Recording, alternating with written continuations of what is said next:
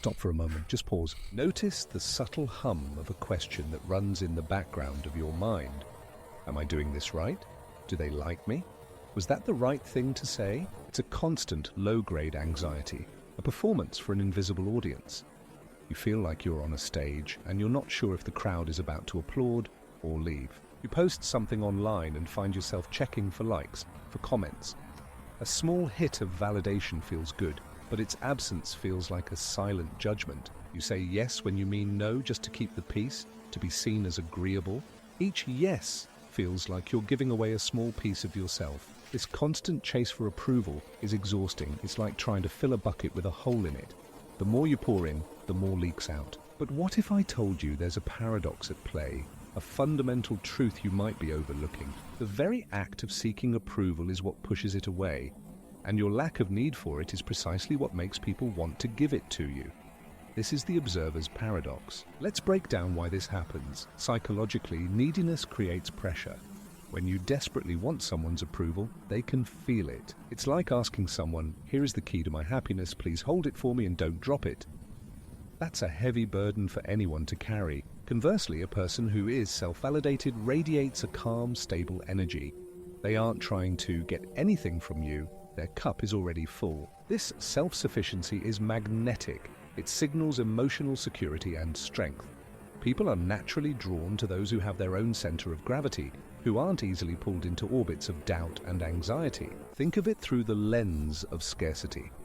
When your validation is not freely and desperately offered, it becomes a rare and valuable resource.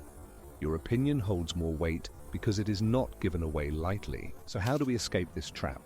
How do we start generating our own validation? It's not about becoming cold or arrogant. It's about shifting your focus inward. Here are a few micro actions you can start today.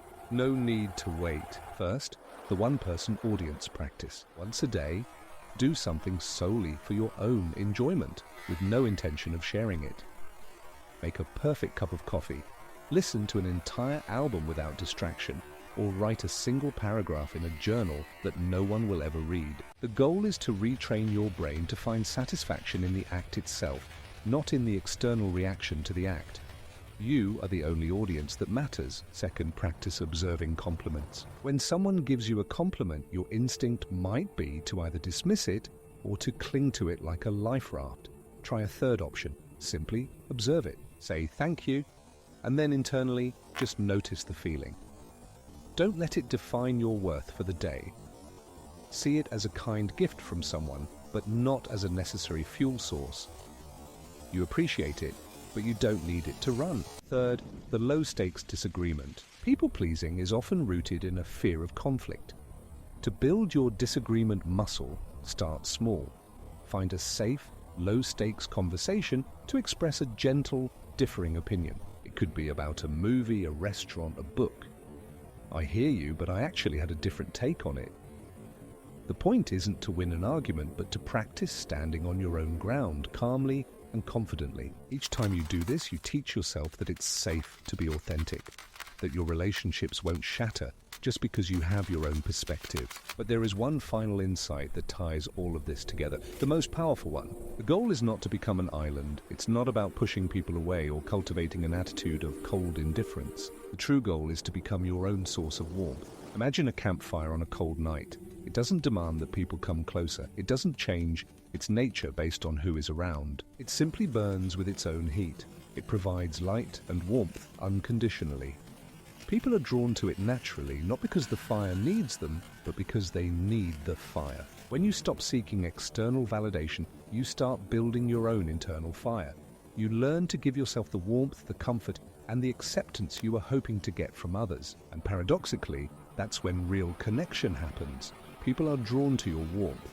They seek your opinion because it is genuine, not a performance. They want to be around you, not because you need them to complete you, but because your completeness makes them feel more at ease, more themselves. The journey isn't about learning to not care about people. It's about caring for yourself so deeply that their approval becomes a wonderful bonus, not a desperate requirement. So take a breath, let go of the chase, turn your attention inward and tend to your own fire. You will be amazed at who shows up to share in its warmth.